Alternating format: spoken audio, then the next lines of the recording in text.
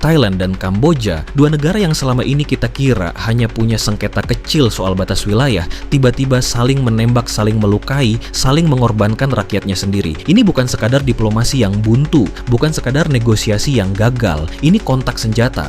Roket-roket ditembakkan, artileri berat diluncurkan, desa-desa yang selama ini damai dihancurkan dalam sekejap. Puluhan warga sipil tewas, lebih dari 300.000 orang melarikan diri, mengungsi tanpa tahu kapan bisa kembali ke rumah mereka. Mereka kehilangan listrik, air, makanan, bahkan rasa aman. Dalam hitungan hari, sebuah kawasan yang dulu penuh aktivitas berubah, jadi tanah tak bertuan, jadi kuburan terbuka, jadi pengingat bahwa perdamaian di Asia Tenggara tak pernah benar-benar kokoh. Tapi coba lihat, media internasional nyaris tak memberi sorotan. Tak ada breaking news besar-besaran, tak ada headline panjang di media-media barat. Seolah-olah perang di halaman belakang kita sendiri tidak penting untuk dijadikan berita utama. Pertanyaannya, kenapa bisa seperti itu? Apakah karena yang berperang bukan negara adidaya? Apakah karena ini bukan konflik yang menguntungkan secara geopolitik? Atau karena kita sendiri sudah terlalu terbiasa merasa bahwa wilayah kita hanyalah pinggiran dunia, tidak cukup berharga untuk diperjuangkan? Padahal, konflik ini bukan sekadar perebutan sebidang tanah. Ia adalah bara panjang sejarah kolonial yang dibiarkan menyala. Ia adalah ego nasionalisme yang sengaja dibakar oleh para elit politik demi mengukir warisan mereka, bahkan jika harus membayar dengan darah rakyat. Dan yang paling menyedihkan, ini terjadi di dalam organisasi yang selama ini kita banggakan, ASEAN. Organisasi yang digambarkan sebagai lambang solidaritas, tapi pada kenyataannya tak punya kekuatan apapun untuk menghentikan dua anggotanya saling menghancurkan. Konflik ini meletus pada 24 Juli 2025. Awalnya banyak yang mengira ini hanya insiden kecil di perbatasan, baku tembak ringan seperti yang sudah sering terjadi. Tapi kali ini berbeda. Intensitasnya meningkat begitu cepat. Dari senapan ringan berubah menjadi artileri berat, dari patroli militer menjadi serangan udara. Dalam 2 hari saja, ketegangan lokal berubah menjadi kekacauan lintas negara. Ledakan mengguncang kawasan perbatasan, pos-pos militer dihantam, jalan-jalan penghubung antar desa hancur, ratusan keluarga kehilangan rumah hanya dalam 1 malam. Banyak yang kabur hanya dengan pakaian di badan, meninggalkan semua harta benda mereka. Lebih dari 300.000 orang mengungsi. Sebagian besar rakyat biasa yang tak tahu apa-apa soal perebutan wilayah ini. Setidaknya 35 orang tewas, mayoritas adalah warga sipil, termasuk perempuan dan anak-anak. Rumah sakit kewalahan, bantuan datang terlambat, dan dunia nyaris diam. ASEAN menunggu, negara-negara besar hanya mengamati. Seolah-olah penderitaan di Asia Tenggara adalah hal biasa, tidak cukup seksi untuk headline. Baru setelah Malaysia turun tangan sebagai mediator, dibantu tekanan diplomatik Amerika Serikat dan Tiongkok, kedua pihak akhirnya sepakat menghentikan tembakan. Gencatan senjata tanpa syarat diumumkan pada 28 Juli, berlaku tengah malam. Tapi seperti semua gencatan senjata yang datang terlambat, kerusakan yang terjadi sudah terlalu besar. Yang mati tidak bisa kembali hidup, yang hancur tidak bisa dibangun seketika. Yang tersisa hanyalah luka, luka fisik, luka sosial, luka politik. Luka yang akan terus membekas, jadi bara yang mungkin sewaktu-waktu menyala kembali. Kalau mau jujur, konflik ini bukan sesuatu yang benar-benar baru. Ini bara lama yang terus menyala di bawah permukaan. Thailand dan Kamboja sudah lama bersengketa soal kawasan perbatasan di sekitar Candi Kuno Preah Vihear, lokasi yang tak hanya syarat sejarah, tapi simbol identitas nasional. Candi ini jadi bahan rebutan sejak masa kolonial Prancis, dan hingga hari ini garis batasnya masih abu-abu. Tergantung peta siapa yang dipakai, tergantung tafsir siapa yang diikuti. Kalau hanya soal tanah, mungkin bisa didinginkan lewat diplomasi. Tapi masalahnya bukan cuma tanah. Ini campuran berbahaya antara ego politik dan warisan konflik personal dua tokoh besar, Hun Sen dan Thaksin Shinawatra.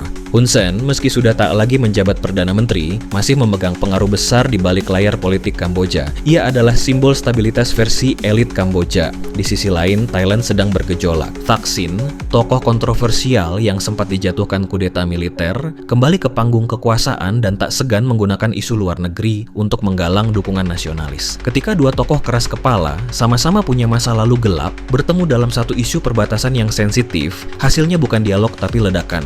Kamboja mencoba membawa kasus ini ke mahkamah internasional, tapi Thailand menolak mentah-mentah.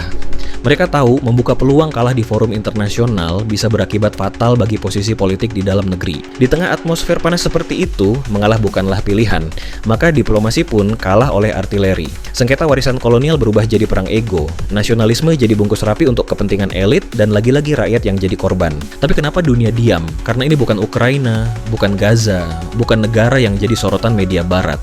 Konflik ini ini mungkin melibatkan ratusan ribu pengungsi, puluhan nyawa yang hilang, tapi tetap saja dianggap kecil, tak penting, tak strategis. Asia Tenggara di mata media global sering hanya dianggap latar belakang eksotis, kawasan yang hanya muncul di berita kalau ada tsunami, kudeta, atau kecelakaan pesawat. Media lebih sibuk meliput debat politik Amerika, tren TikTok terbaru, atau cuaca ekstrim di Eropa, ketimbang krisis kemanusiaan di sini. ASEAN tak berdaya. Organisasi ini sering terlihat seperti klub diskusi, ramai di konferensi, sepi aksi nyata. Mereka mengeluarkan imbauan damai, tapi imbauan tak menghentikan peluru, tak membuat pengungsi bisa kembali ke rumah. Ironisnya, justru negara luar yang berhasil memaksa kedua pihak duduk di meja damai. Malaysia jadi mediator, Amerika mengancam sanksi ekonomi, Tiongkok ikut menekan. Damai datang bukan dari dalam ASEAN, tapi dari luar. Pahit, tapi begitulah kenyataannya. Ini bukan cuma soal perang, ini cermin bagaimana dunia memilih siapa yang layak disorot, siapa yang layak dibela, dan siapa yang bisa dibiarkan berdarah. Kita sering merasa aman seolah perang hanya urusan negara jauh, Afrika, Timur Tengah, Ukraina. Tapi sekarang perang ada di depan pintu kita sendiri, di ASEAN, di Asia Tenggara. Dan ini bukan cuma urusan Thailand atau Kamboja. Kalau dua negara yang katanya bersaudara di ASEAN bisa saling bombardir, jangan kira kita kebal. Indonesia, Malaysia, Filipina, semua punya potensi konflik laten. Soal wilayah, etnis, agama, kepentingan elit. Yang lebih mengkhawatirkan, kita hidup di wilayah yang masih mewarisi trauma kolonial. Peta yang dibuat sembarangan oleh penjajah, sejarah yang dimanipulasi untuk memecah belah. Warisan itu tak diselesaikan, malah dipelihara, diromantisasi, dijadikan bahan bakar politik. Ego elit yang ingin tampil sebagai penyelamat bangsa, militer yang ingin unjuk taring, dan rakyat jadi korban di medan yang bahkan mereka sendiri tak paham akar konfliknya. Ini peringatan, kalau kita terus menormalisasi ketegangan, terus menyederhanakan konflik jadi sekadar nasionalisme versus musuh negara, maka perang bukan cuma mungkin, tapi tinggal tunggu giliran. Sejarah selalu berulang.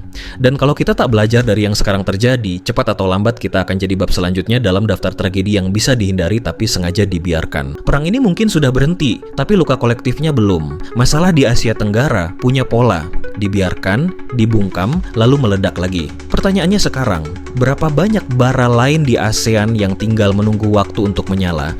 Kalau menurutmu, kenapa dunia sediam ini ketika ASEAN berdarah-darah?